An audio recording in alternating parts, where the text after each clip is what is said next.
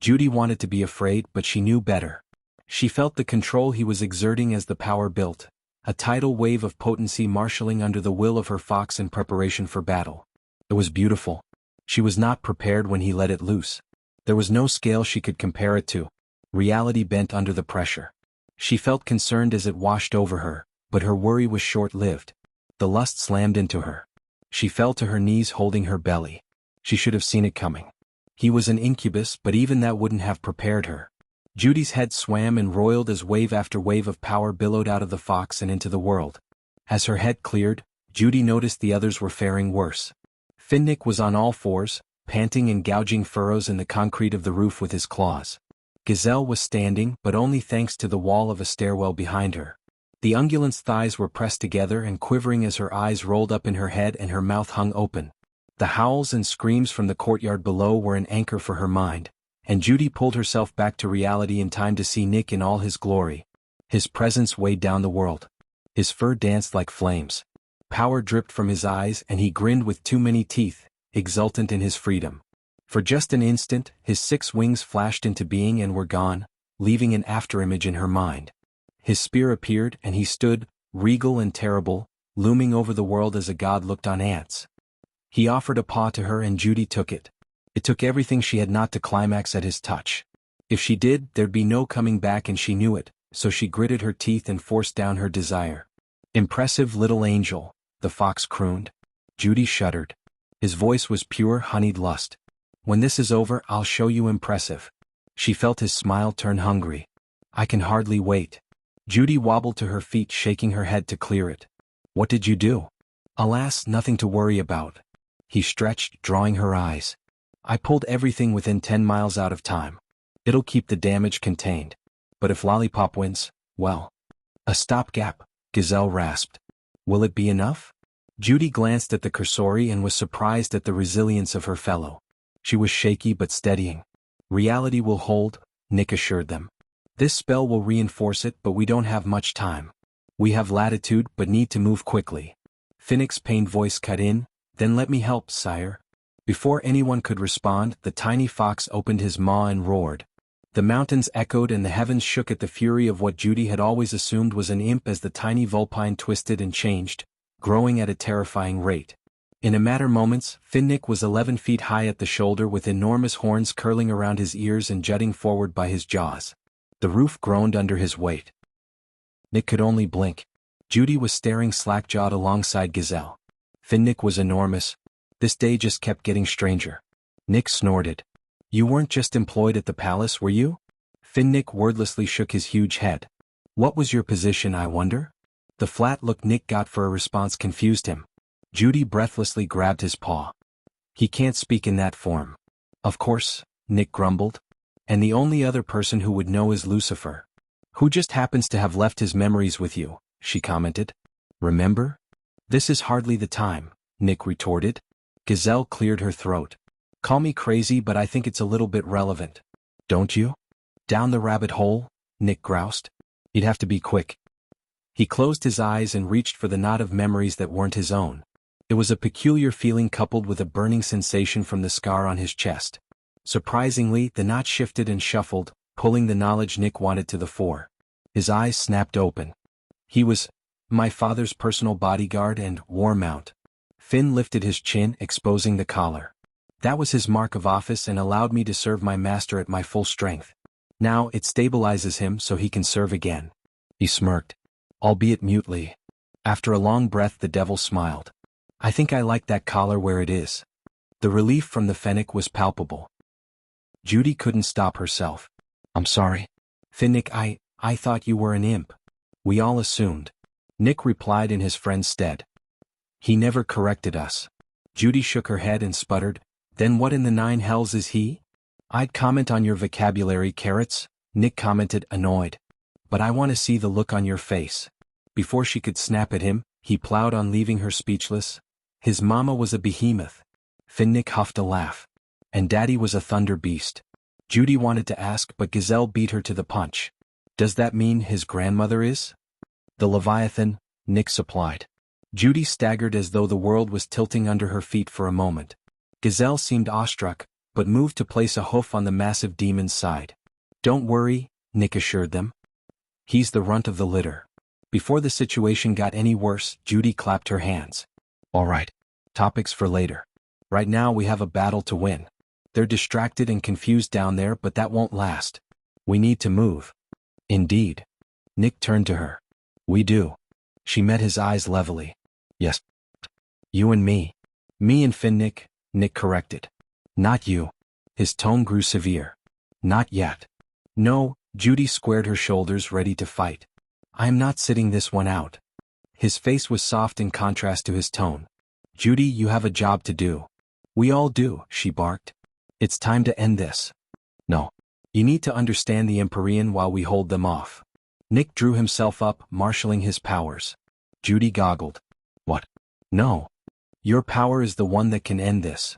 Nick's paws carved spells into the air as he spoke. "We need you to get a grasp of it so we can end this fight. And you can't do that in the middle of a battlefield." Frustration boiled in her gut. "But..." "No buts." He sighed. "We need this, Judy. Battle is the oldest form of communication there is. We'll go get acquainted with our enemies while you figure out our trump card." "I sort of hate you right now." She hated sounding like a pouting brat. "Needs must when the devil drives." Nick shrugged. "Tell me I'm wrong on this one." Judy forced her fists open. "Fuck. Later, I promise." Judy snorted and punched him. As much as she hated to admit it, Nick had been right. For a moment Judy had thought he had been getting all protective of his female. But his reasoning had been solid, and he hadn't been denying her. It was a small consolation. "What do we do?" Judy blinked at Gazelle. The Cursori had addressed the devil plainly and openly, as a soldier would their commander. It was heartening if a touch disturbing. "Finnick and I will entertain our friends," Nick stated, "while you protect Judy." "Understood." So saying, the unguent angel manifested her armor. It was light and elegant, accompanied by a great longbow and a quiver of arrows. "I'll also lay in cover fire where I can to support you." "Good." Nick turned to Judy and whispered, "Work quickly. We don't have much time." With that, her fox turned away. His armor flowed over his head and his great wings framed him. Finnick dipped a shoulder, allowing Nick to mount up. Gazelle took up a sniping position by the wall, and Judy was left with no other option. She touched the bond. "You better save some of them for me." "I'll do what I can. They're terrified and insane, so we'll see." "You'd better." In response, all she got was a feeling of amusement from the fox. Nick leaned down to pat the shoulder of his steed. "Come on, Finn. Let's go crash an orgy." The warmount roared, unleashing lightning over his hackles and horns. Nick screamed a battle cry and the two vanished over the side of the building. There was a thunderous silence in their wake. It was only a moment but felt much longer. In that tiny infinity, emotions tore through Judy. Annoyance, amusement, frustration, and anger played through her mind at the speed of thought. She wanted to fight. Then fear sparked through her, and her reasons for fighting were clear. Yes, she wanted battle. She craved it. However, she wanted to fight side by side with her fox, to watch his back and keep him safe. Skyfire crackled across the sky, illuminating the land. Judy looked up, and in the wake of the skyfire, there was a shadow, a nameless form of hunger and fury painted against the clouds in black. It could have been a figment of her imagination, but the dread in her belly told her otherwise. The building shook and the sound of combat reached her ears. Very quickly, she sat and settled into a comfortable position. With the fear and worry echoing in her mind, she slipped into a trance. The only way to master oneself was from within. Judy knew something was wrong from the moment her eyes closed. When she had attempted to scry, her mind had been assaulted. That art of looking between was troublesome in that respect. Looking inward to see beyond oneself exploited the strange overlap between internal and external landscapes, but it was a one-way door. She'd been attacked when she left the safety of her internal reality. The outside reality could not intrude on the inside. Or so she'd thought. In the blank everything of her mind, a silhouette was waiting for her. It was small and grotesque, only an outline of shadows. It stood patiently. Judy could see from its writhing that it was eager to talk to her, fervently so. On the positive side, it took a lot of power to invade a mind, let alone so peaceably. Such attacks were intrusive and violent by nature, but Lollipop's presence was restrained and Judy felt no violation. The most it could be was an echo of a shadow, and that was dangerous enough. Judy glanced over her mindscape. She knew what she was looking for was nearby. There was a flickering glow in the distance.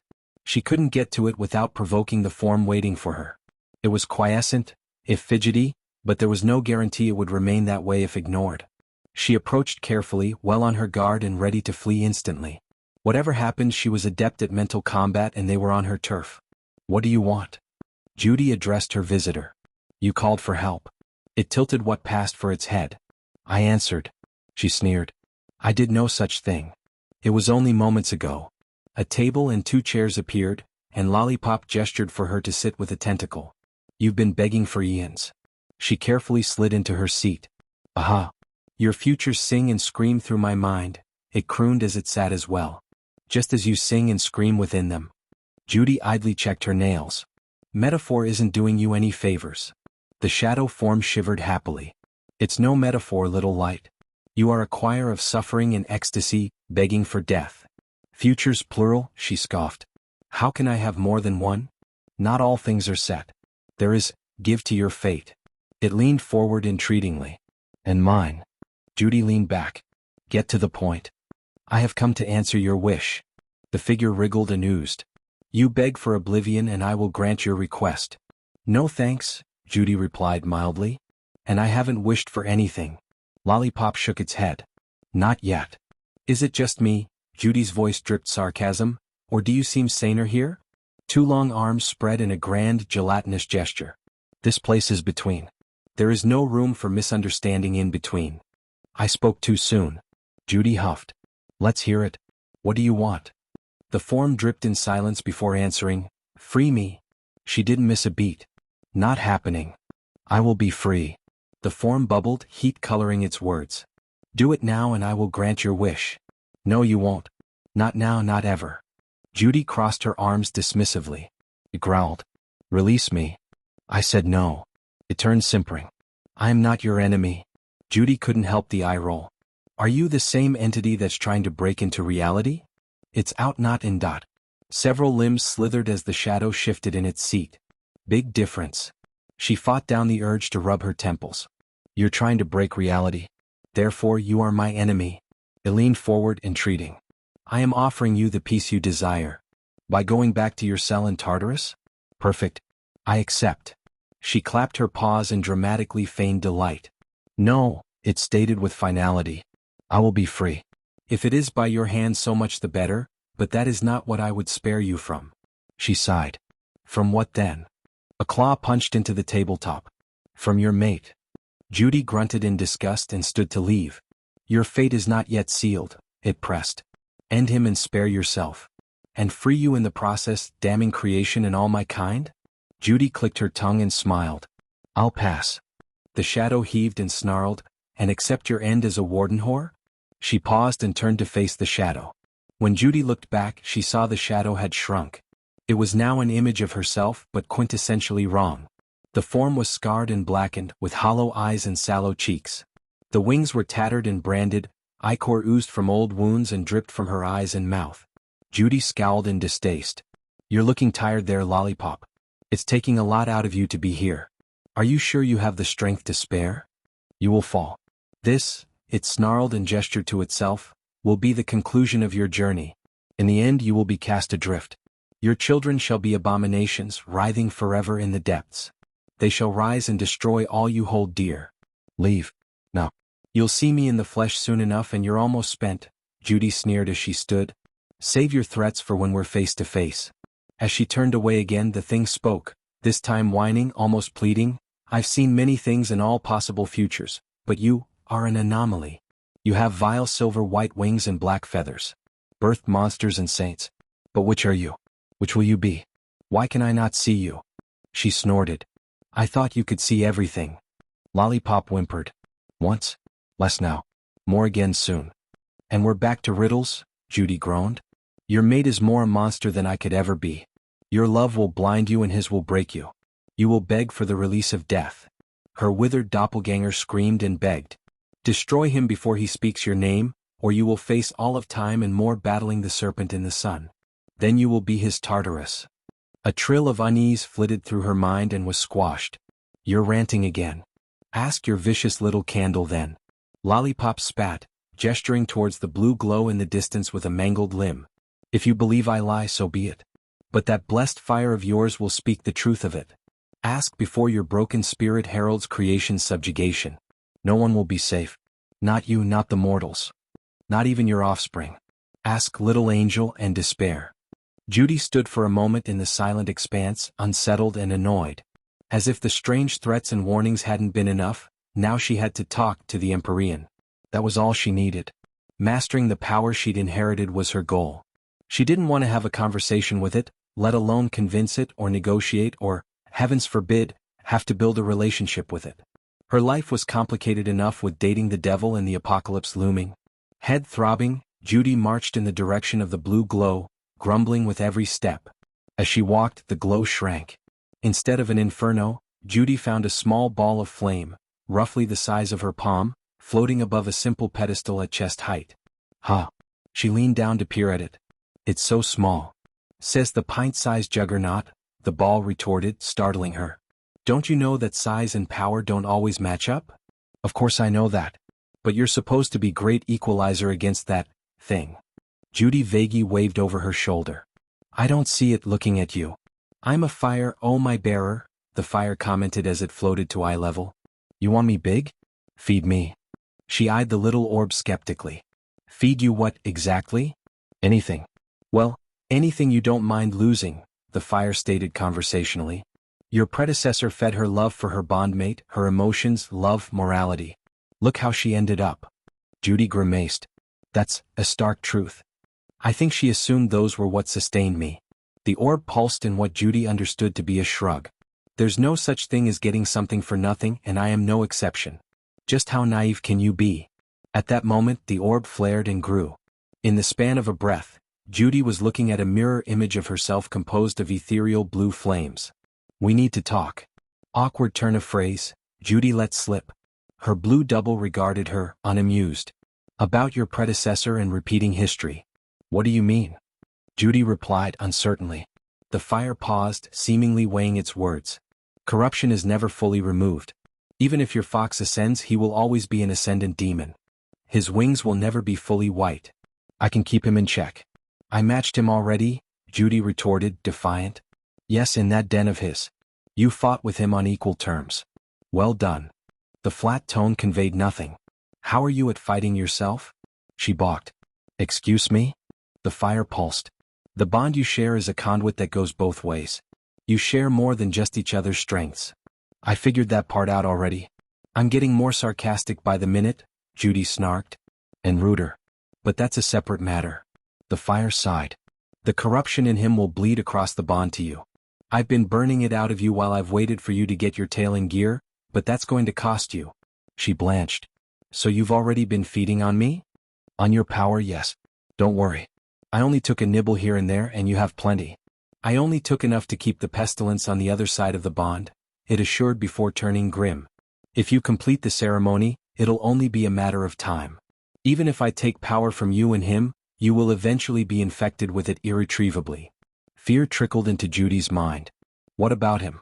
Will he fall again? What do you think? It retorted acidly. She laughed hollowly. We're doomed then.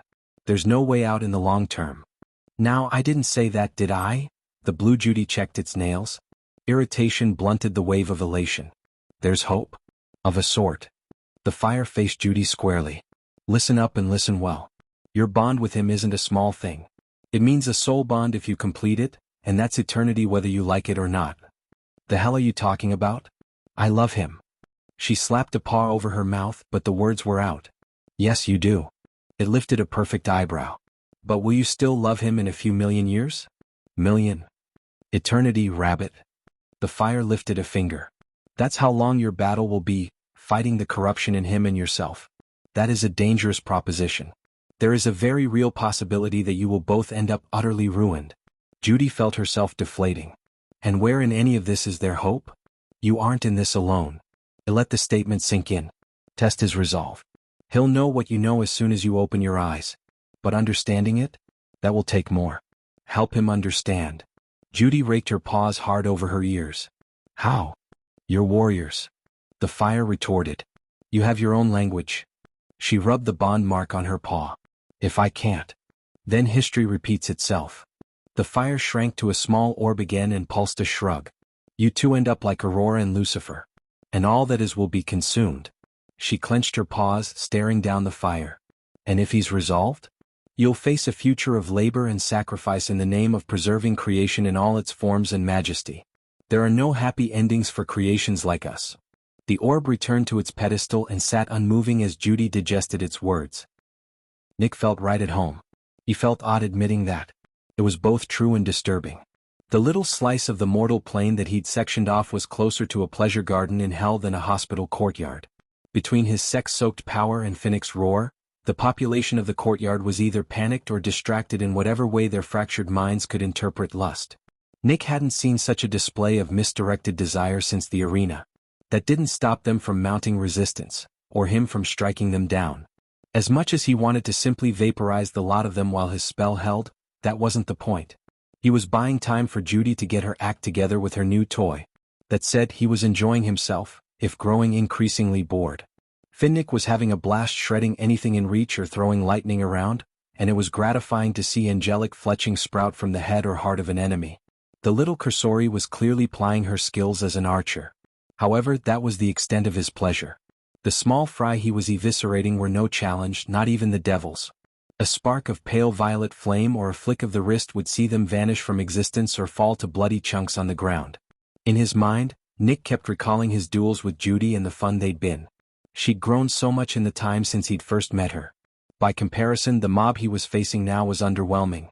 Nick slipped from Finnick's back and landed on the ground, leaving the massive beast to dismember a particularly large devil as Finnick pleased. Another devil and a pair of cultists charged him and melted before they even got close. Another 3 were pinned to the ground by arrows moments afterwards. The angel with the bow must have assumed he was in trouble, because the arrows fell like rain on anything that got close to him. Looking up, Nick tossed a 2-finger salute at the rooftop and the barrage stopped. There were still plenty of enemies for him to pass the time with. Groups were even coalescing.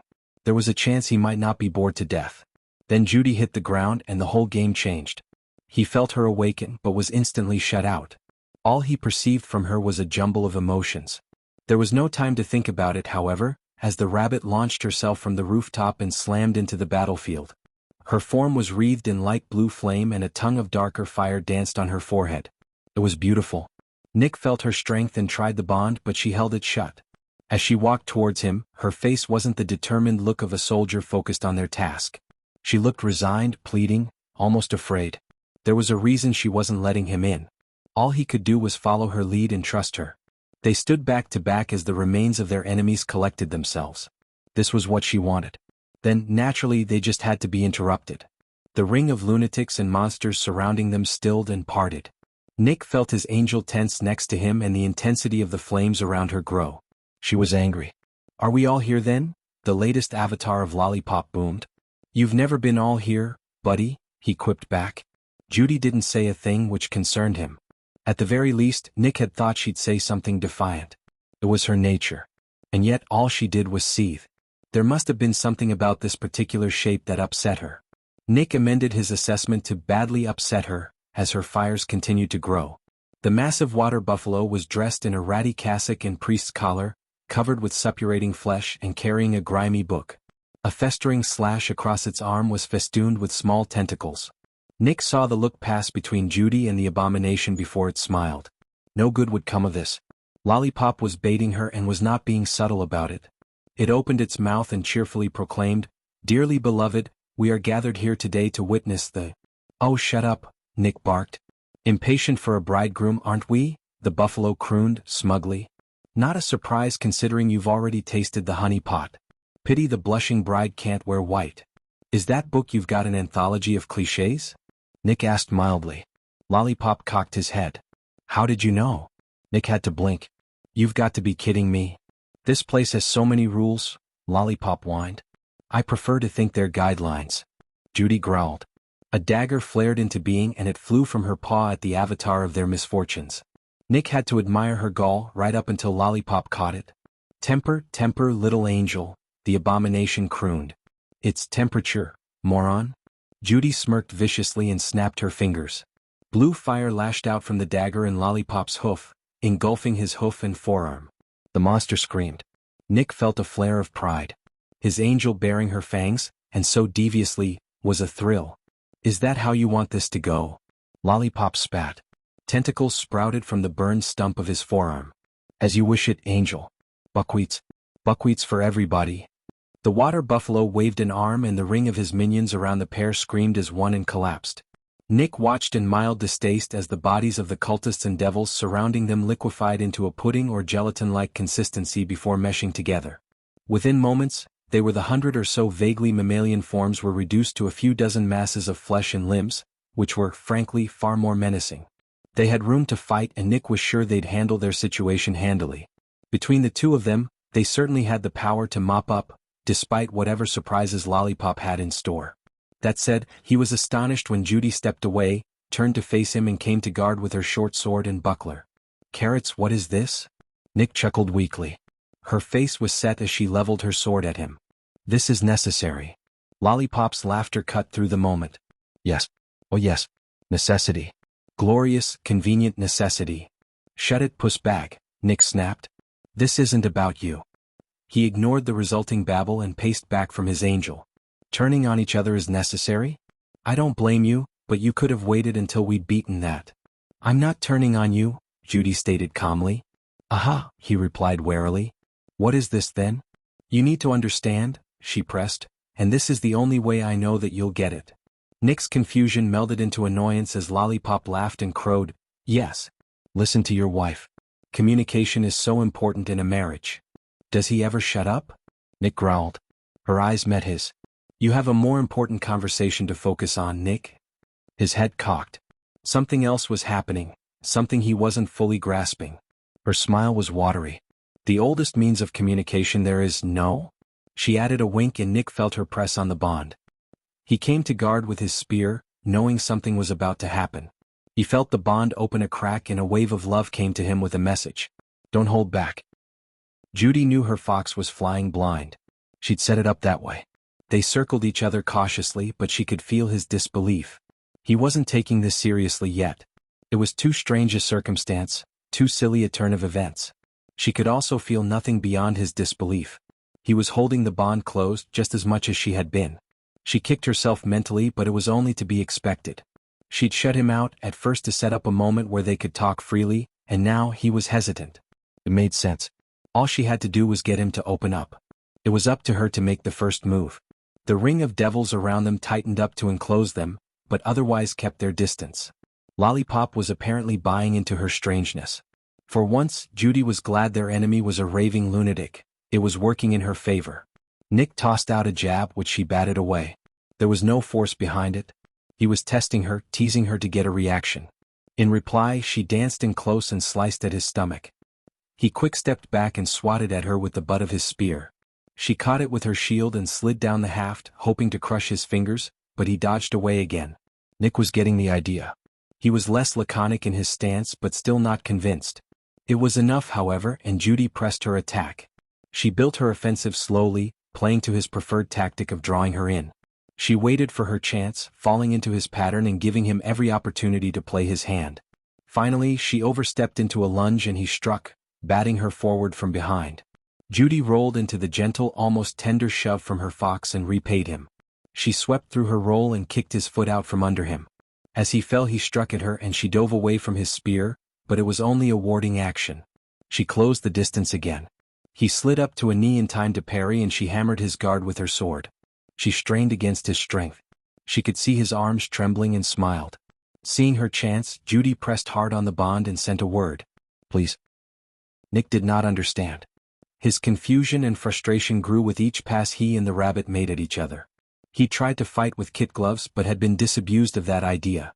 Judy's pommel strike to his ribs and follow-up kick to his knee left him sore in more than one way. All she kept repeating was the one word. "Please." Over and over she'd said it. He didn't understand at all. To look at it, she was begging him to fight her at full strength, but he didn't think she was suicidal. That said, she certainly wasn't pulling her own punches. She'd scored a few hits on him, leaving him irate, bordering on angry. Nick didn't want to hurt her and didn't know what she was after, but his patience was running out. "Please." "Please what, rabbit?" In response, Judy did something incomprehensible. She closed her eyes and lunged, swinging at full strength. It was an absurd act, total commitment and blind. It clicked. Total commitment and blind faith in each other. Their lives were on the line and she wanted him to trust her in the absence of their bond. He wouldn't know her plans and couldn't tell if she was being honest. It was his trust she was after in absolute terms. Fear boiled in him for an endless instant as her blade flew towards his head and he made his choice. For the first time he believed. The haft of his spear flew to meet her blade and guided it to the ground where he planted a foot on it. As you wish. With her blade pinned he sent a vicious blow into her stomach, knocking her back. She rolled with it, vanishing her buckler and calling up a curved war dagger and a kukri. Now that he was committed there was no going back. Nick pressed his advantage and attacked. Judy dished back as good as he dealt out and his preternatural healing put to the test. Whatever his armor couldn't handle, his flesh absorbed and he exulted in it. The word hit his mind and his spear changed on reflex. He swung wide and hard with the wickedly curved blade and felt it come to a jarring stop on her guard. The shaft slipped over her head, guided by dainty paws, and met a punishing kick once it was safely away from her. The gargantuan devil it eviscerated was of little note to Nick as he had to parry her riposte and duck under a flying tomahawk a moment later. The next devil fell a moment after his rabbit rebounded off its chest. His spear split what passed for the thing's chest and he sent a gout of flame after it in frustration. He'd been sure he'd had her that time. Another devil was crippled by a counter-attack of hers that he smacked away and one more fell with a pair of daggers in its eyes. One thrown and one used as a handhold to stop her momentum after Nick had launched her away with a kick. Nick had never experienced such fun. Judy had what she wanted. Her demon was fighting like he had in his den and she was keeping pace with him. She still had her trump card to play in the last test. More than half the devils were dead and the rest were either injured or crippled outright, collateral damage from their duel. Lollipop was shrieking and babbling in delight. Half of the sounds coming from the remains of her chief weren't meant for mammalian throats. Judy allowed herself an instant of self-satisfaction that her little plot had worked out so well. The devils hadn't seen it coming, Lollipop was too insane to understand her behavior, and Nick had worked out the riddle. More importantly, he trusted her. That was the thing that had her fighting down tears. He trusted her without question. He'd let her hurt him and hurt her back just as hard. They'd traded beatings and evasions on equal terms, and it was time for the fight to end. She reached for the fire within her and it filled her. Reality bent and strained under the force of her attack. Her demon's weapon was batted away, leaving him open to a brutal kick pommel strike before he could blink. Lollipop screamed in triumph, "Yes. Yes, broken angel. End your tormentor and free me. I will end your sorrow." "Oh, shut it, will you?" Judy mumbled as she held her blade against the fox's throat. She was the victor. He was unarmed and pinned under her, hairs from death at her hand. "You win, rabbit." Nick sounded resigned. "I win." Judy's legs gave out, dropping her to half-kneel over his chest. Her arm shook as she tamped down the fire and lifted her fox's weary paw. She pressed the grip of her blade into his paw and aimed it at her own throat. "What?" Lollipop shrieked. "What are you doing, you stupid feathered rat?" Judy didn't say a word. She waited. Fatigue-induced hallucinations weren't new for Nick. He'd had his fair share. That was why he knew this wasn't one. He wished it were, just because that would be less bewildering. What? Silence. Why would you do this? What was the point? Silence. "Listen, Carrots, I'm not going to kill you, so it's time for you to explain." He felt her finally open the bond, but what she did next was all sorts of uncomfortable. Nick had felt similar things many times, but it was a new one feeling someone reaching into him though that particular route. Nick felt his rabbit reach out through the bond and touch his power, pulling up his ability to control time. For an instant there was silence and then there was a flood. Everything she'd experienced from his departure on the roof to opening her eyes forced its way into his mind. Meeting Lollipop, her conversation with the Empyrean fire, her fears, her worries, and her plan. Finally he understood. "Sweet misery, Judy." "What?" she huffed. "What?" Lollipop echoed. Nick couldn't help it. He laughed. It was so utterly ridiculous. She didn't see it, but he could as clear as day now. He opened the bond and showed her. Their duel against each other had ended up a dance. Two warriors learning and testing each other, compensating for their failures and weaknesses as much as exploiting them. Communication on the level of mind, emotion, and soul regardless of the bond. Nick saw what she went through with the Empyrean and Lollipop in her meditation. He understood her fear and laughed. "What's so damn funny?" she demanded. He placed the pad of his finger on her lips, stilling them. You tried for conflict as your means of communication, and we ended up fighting together more than we fought each other. She blinked. We did. Ah. It's called collaborative problem solving. Nick shifted up to rest on his elbows. If you were worried about us working together, I think you have your answer. We were battling flat out and mopped the floor with our enemies. Nice misdirection, by the way.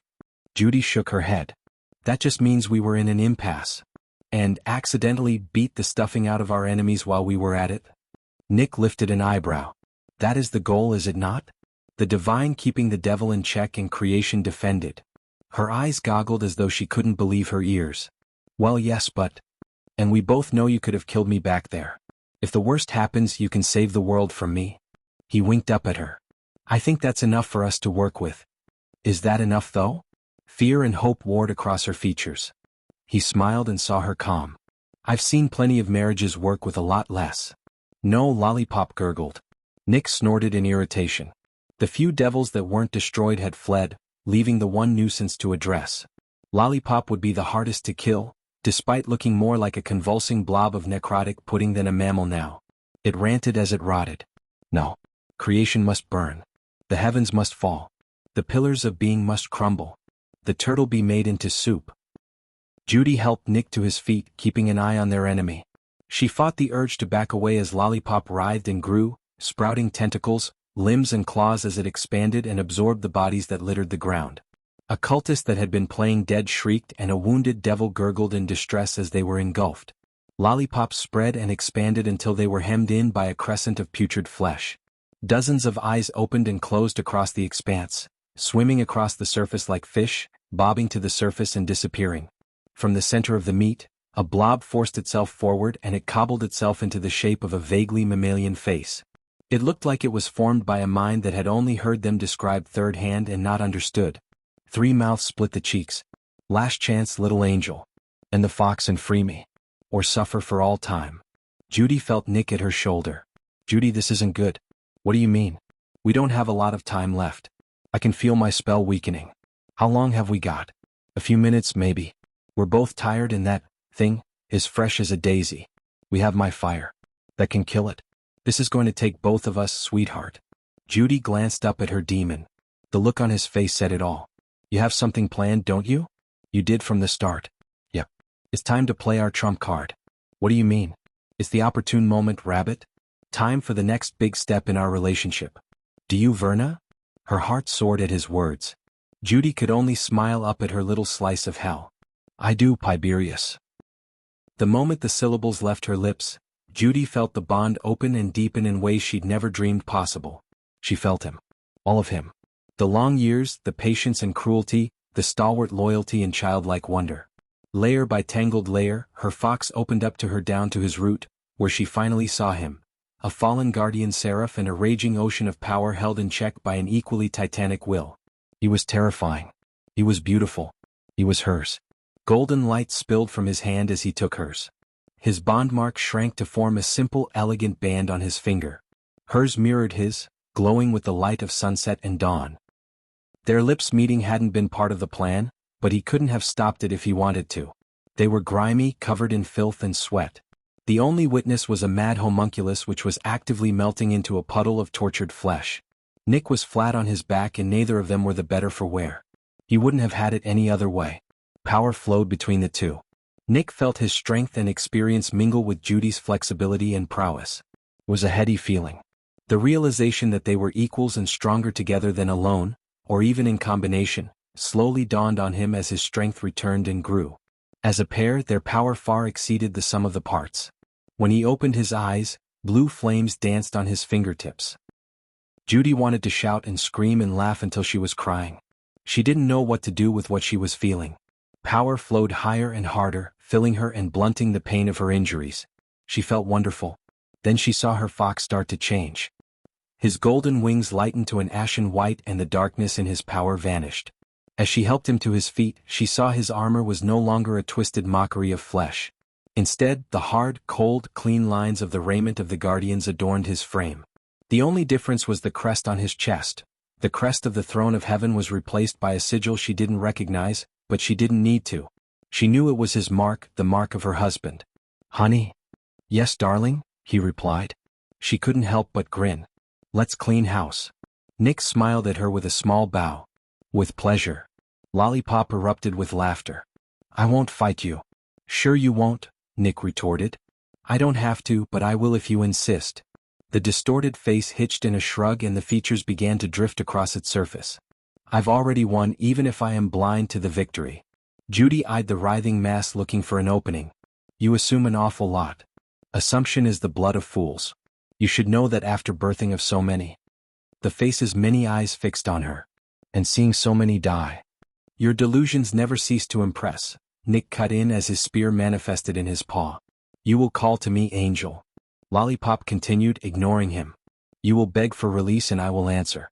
Eventually. Enough, Judy spat. Nick felt the daggers fly before he saw them. He was moving before either blade landed. He was inches from impaling Lollipop when the mouths opened and vomited bones, knocking him back. What happened to not fighting us? Nick couldn't hide his annoyance. Where's the fun in that? A tentacle slammed into the ground where Nick had been standing. Judy's short sword carved a slab off it while Nick slashed another through. They were stronger and bolstered by their second wind, but they were running out of time. No matter how many limbs they shattered or how much damage they did, it healed to the tune of insane laughter. We need to create an opportunity. Easier said. Use the fire. It needs fuel. What's I been using so far? My power. Just bits, but that's enough. Then take some of mine. I got plenty. Nick tapped his power and flooded the bond. Judy winced as her fox's power hit her. It felt like a tsunami through a garden hose. Instinctively, she directed it to the little corner of her being where the Empyrean fire sat, awaiting its next meal. It ate greedily, corruption and all. She felt the flame grow and grow until it was a flood to match what she'd received from Nick. He felt Judy summon the flames and send them down the bond. He let them fill him and guided them into his weapon. Nick drew back his arm and sent his spear flying, not at the suppurating mass of flesh but the rabbit.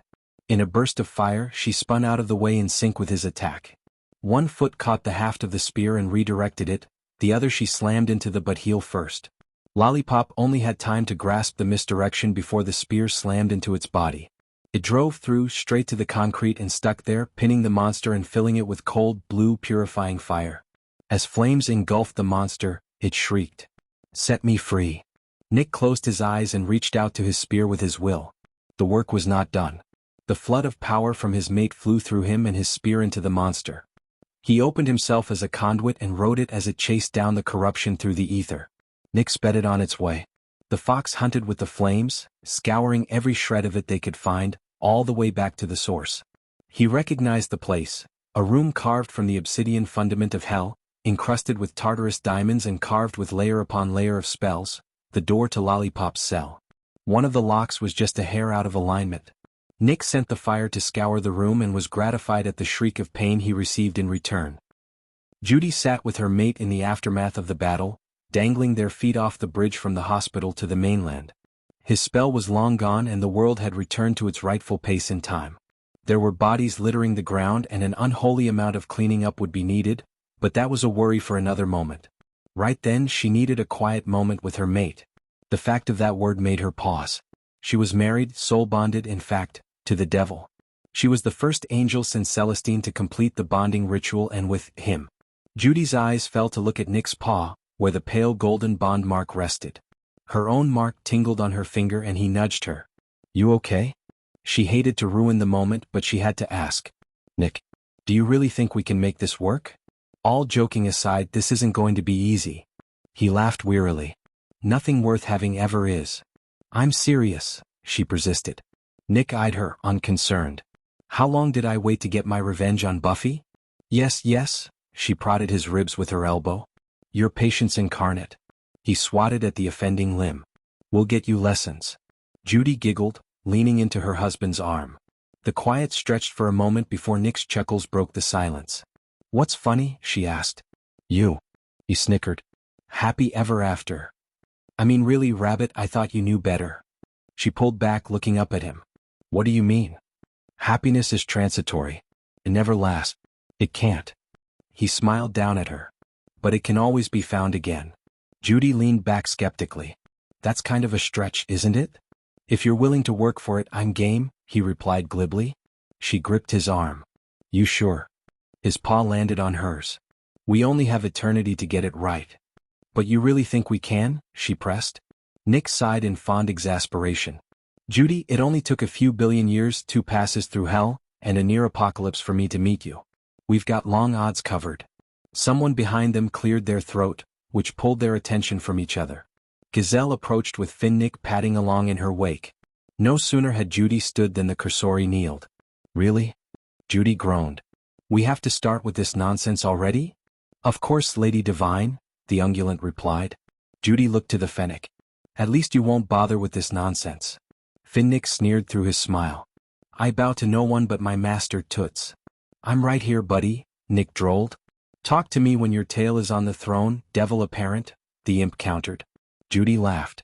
I don't have orders for you. I assume you have someplace you want to be? Yes, Gazelle intoned. We want to check in with that Clawhauser fellow. Maybe see what help we can be in the aftermath. Sounds good to me, Nick interjected. Off you go. We'll clean up here. Yes, my lord, Gazelle replied. Judy looked at her fellow angel in astonishment. In reply, the cursori stood and shrugged. Masters worth serving are hard to find, my lady, and you've earned my loyalty. Both of you. With that, the cursori swept her imp into her arms and took to the air on her wings. For the first time in ages, an angel could fly unhindered, thanks to the wager's suspension. That was one of many, many things they would have to discuss in the days that followed. The list was enormous and grew with every passing moment. It was overwhelming. Judy's eyes flicked over her fox as he sat staring over the water, and she decided it could wait a few more minutes. She padded over to her fox and plopped down next to him. So, what now? Nick chuckled. First a shower, and after that I think I promised you some praise. Why don't we have dinner first? Judy proposed.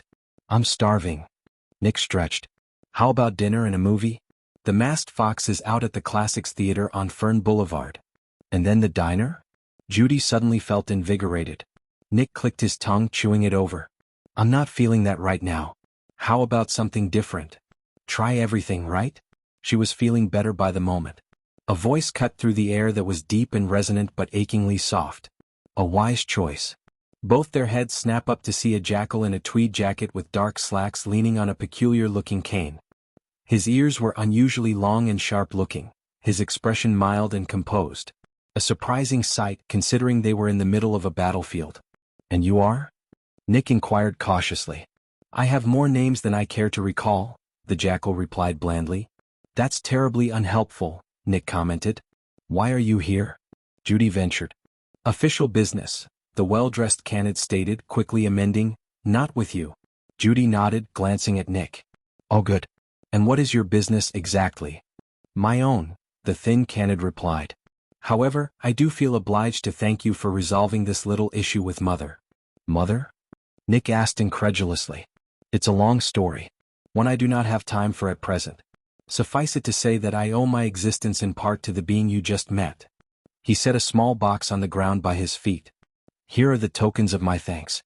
I'll leave it here until your curiosity overwhelms your wariness. I will promise you that it is completely safe. He was instantly standing just in front of Nick. But this I must be close for. Do not move. Nick's paw hovered, ready to summon his spear, but didn't move otherwise. The jackal smirked lightly. Very slowly and obviously, he raised his cane and used the end of the peculiarly shaped handle to prick his thumb. Before Nick could react, he reached up with his bleeding thumb and quickly anointed him with his blood. There, the jackal said with a ghost of a smile. Now you don't need that silly brew of yours. I'd suggest you drink it instead. Nick remained frozen in pace. Drink it? That's what it was made for, the well-dressed male replied. If you wish to know more, ask my sister. Nick squinted in confusion. Your sister? I know her. You call her Leviathan. The jackal stepped back primly. Incidentally, the seal that was used here. The one Lollipop used to steal souls? Judy inserted. Lollipop, he snorted in amusement. Yes. It was your father who designed it, but I would appreciate its discontinuation. It's not my style. Nick shrugged. I have no interest in it. Good. Judy couldn't help herself. Just out of curiosity, why do you care? Call it professional courtesy. I taught him some of the principles used in it, so I have the right. The poised Canid met her eyes and she shivered. And you are in no position to gainsay me. With that, the jackal turned to leave, but Judy called out, "Are you?" The ageless mammal with the soft, booming voice turned to her and smiled. He lifted his cane, gripping it by the shaft, and it grew. In a moment, he was holding a scythe with a long, gracefully curved blade and intricate scrollwork along the pole. His jacket and slacks were replaced by simple, flowing cotton robes that were at once both completely black and completely white. All the while, he grew to colossal stature, towering over the courtyard. With a wave of the scythe, Nick and Judy saw the ghostly forms of the dead pulled from their bodies. The shades made their way diligently onto the small boat that appeared on the water beside the courtyard. Death silently boarded the boat, setting his scythe to the side and taking up the boatman's pole and pushing off into the spectral mist that had arisen around them. He smiled at their astonishment, saying, "I will speak with you soon," and was gone. Judy felt herself sag in relief. "Well, that's concerning." "Not really," Nick commented. "What? How?" She couldn't help but laugh. "He said speak with us soon. That doesn't sound like he's coming to collect us. It also doesn't pay to worry about it." He shook himself and turned to her. "Dinner?" Judy snickered. "Are you serious? After a brush or 6 with Death?" "Yes." Nick padded over to the box Death had left for them and pocketed it. "When better to appreciate the good things in life?" Judy gathered herself. "All right, so where to?" Nick scratched his chin. "I'm thinking Creole." "Creole?" A smile of anticipation crept across her face. "What's that?" "I've never had it." "It's delicious, and that's all the more reason then." Her mate started jogging backwards towards the road. "Come on, carrots, catch me if you can." Nick's eyes popped open. He groaned and rubbed his face before levering himself up and out of the bed he shared with his wife. It still felt odd for him to think of her that way, but it brought a smile to his face. It was a comfort in the strangeness they'd been enduring since their binding. Dreams were not a comfortable place for demons. That was one of the many reasons they seldom slept. For Nick, however, they had been more of a concern. Lacking most of his memories gave him a bit of cushion against the horrors of his subconscious, but in dreams that buffer was gone. Predicting what unpleasantness could wriggle out of the depths of his mind had been a fool's errand, one he happily avoided. Then the angel had happened. Now he had his memories and sleep was bearable.